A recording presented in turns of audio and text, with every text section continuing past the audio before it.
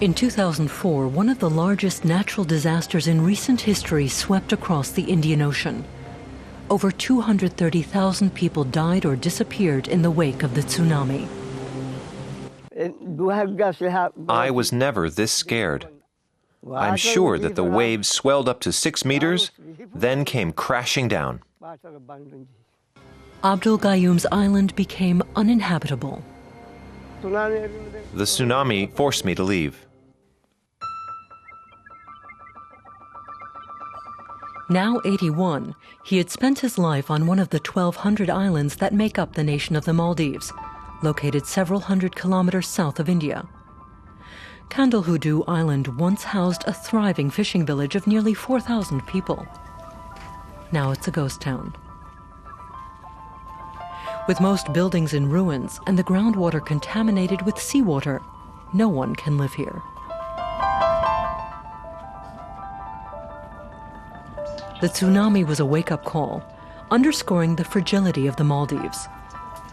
Scientists say it was a grim preview of what could happen to the entire country if global warming continues uncurbed.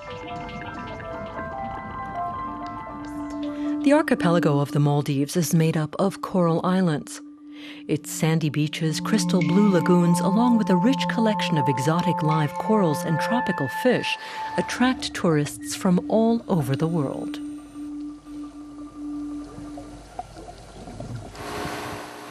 But with an average altitude of just 1.5 meters, these islands are in danger of vanishing under the rising waters. And recent years have seen an increase in tropical storms hitting the islands.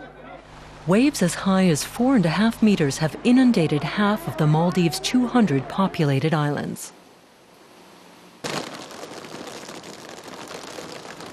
Many Maldivians are fishermen. For the government, protecting these small and vulnerable fishing communities from rising waters is an almost impossible task. We have tried to relocate people to bigger islands, relatively safe islands, although all the islands in the Maldives are low-lying. But this is very difficult because the people have to leave their homes, their traditional burial grounds, and move to a new area. I didn't want to move because that was the island where I was born. But the tsunami left him with no option. When I go to Kandalhudu now, I know that we can't live there anymore. In 2005, the Maldives launched an experiment to relocate Abdul Gayoom and his entire community to an uninhabited island, Duvafaru.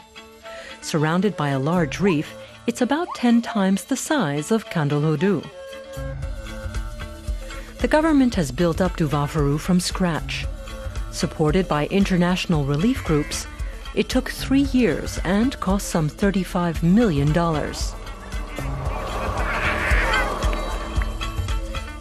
After living in temporary shelters on other islands, Gayoom and his family now have their own house with modern amenities. This is our refrigerator.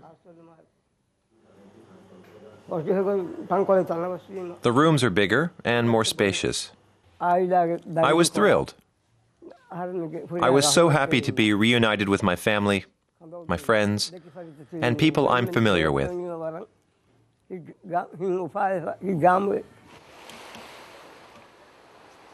But unfortunately, the experiment has not gone according to plan. Duvafaru is as vulnerable to erosion as all the other islands are. Ismail Ahmed is the chief of Duvafaru Island. During the last southwest monsoon, the waves came here and flooded some houses. Previously, the beach here was up to 12 meters wide. Now the beach is just 1 meter wide, almost reaching the houses. Experts believe that a strong seawall is needed to stop the erosion. The government is planning to do the seawall there as well. It's a priority for the government to protect that island because we've put so much already into it. The government has already built a massive seawall made of concrete tetrapods around its capital, Malé. The wall cost 49 million euros, which was donated by the Japanese government. It helped protect the city during the 2004 tsunami. But tiny Male is already home to 110,000 people, nearly a third of the country's population. It's one of the world's most densely populated cities. So we have to now invest much more in population centers outside of Male, but they will require basic infrastructure, and this requires investment. People in the Maldives have lived on these islands for 3,000 years. But their willingness to move to higher-lying islands will be the key to their survival. I prefer Duvafaru. I will not go back. I will stay here. I hope that the disaster that struck Candlehudu does not happen here. Obviously, we are not packing our suitcases to leave. We have a very long history. We want to stay on these islands and live here as long as we can.